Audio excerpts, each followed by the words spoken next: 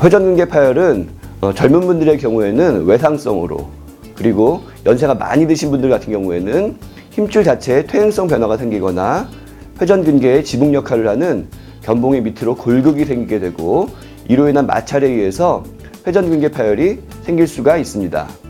이런 회전근개 파열은 견관절 통증의 가장 흔한 원인 중 하나로서 상완골의 대결절 부위에 통증이 있으며, 이 통증은 주로 어깨 외측으로 방사되기도 합니다.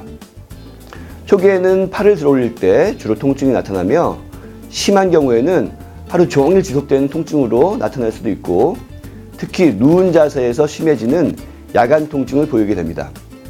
또한 어깨를 움직일 때 삐그덕삐그덕 대는 연발음이 나타나게 되기도 하고, 근력 감소를 호소하여 팔을 들 수가 없게 되기도 합니다.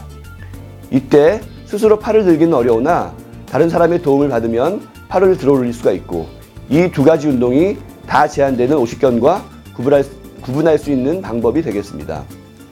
파열을 방치할 경우 파열의 범위가 커지게 되고, 경우에 따라서 관절이 굳어버리게 되는 오십견의 증상을 치료하게 되므로 조기에 치료하는 것이 좋습니다. 회전근개 파열은 병의 진행 정도에 따라서 치료 방법이 달라지게 됩니다. 회전근개 부분 파열인 경우에는 비수술적 치료로 증상이 호전되는 경우가 많으므로 물리치료, 주사치료, 체외충격파 치료, 재활치료 등으로 치료가 가능합니다. 치료 시 회전근개 강화 운동을 통해 근력을 보강해 줄 수도 있습니다.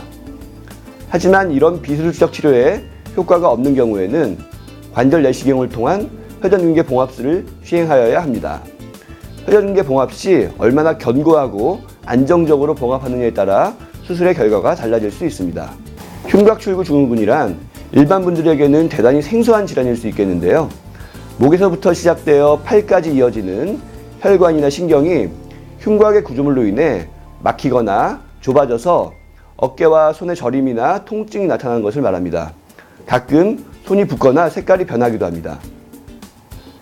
수술이 필요한 사례는 많지 않으며 대부분이 물리치료와 재활운동, 생활습관 교정 등으로 치료가 되기도 합니다. 어깨는 우리 몸에서 가장 운동 범위가 광범위하고 동시에 가장 불안정한 구조를 갖고 있는 관절입니다. 이럴 경우 탈구까지는 아니더라도 아탈구를 의심할 수 있는데요. 탈구했다면 아마도 평소에 통증이 느껴지셨을 듯 합니다. 아탈구 등에 의해 발생하는 관절 와순 손상은 정밀검사와 함께 수술적 치료까지 고려해야 합니다. 물론 많은 경우 수술까지 가지는 않습니다. 그리고 관절 와순의 손상이라면 다쳤을 때 이를 방치하게 되면 습관성 탈구로 이어지기도 하기 때문에 초기에 정확한 진단이 필요합니다.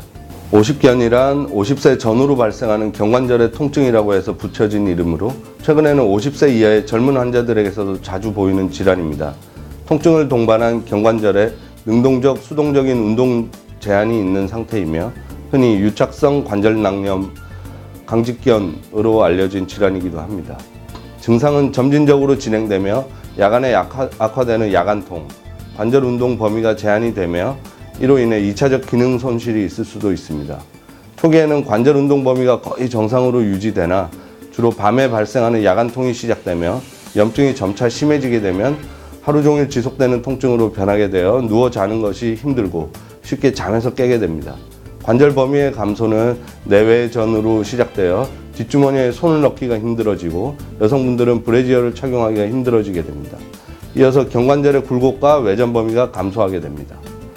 오십견은 자기 한정성 질환으로 보존적 치료에 반응하는 질환으로 알려져 있으나 보고에 따르면 발병 후 1년에서 3년까지도 증상이 지속될 수 있어 적극적 치료가 삶의 질을 높이는 데 많은 도움이 됩니다. 오십견을 유발하는 다른 증상이 없는 경우에는 보존적 치료를 시행하게 됩니다. 치료의 목적은 동통을 제거하고 관절 운동과 기능을 회복하는 데 있으며 초기 동통을 없애기 위해 휴식, 진통소염제, 물리치료, 스테로이드 주사 등이 사용될 수 있으며 통증이 호전되면 관절 운동 범위 증가를 위해 스트레칭 운동을 시행하게 됩니다. 이후 관절 운동 범위가 회복되고 통증이 거의 사라지게 되면 재발 방지를 위해 회전근개 및 어깨 근육의 근력 강화 운동을 실시합니다. 하지만 이런 비수술적 치료가 효과가 없는 경우에는 수술적 치료를 고려하게 되는데 이때 관절 내시경을 이용한 관절경적 유리술을 시행할 수가 있습니다.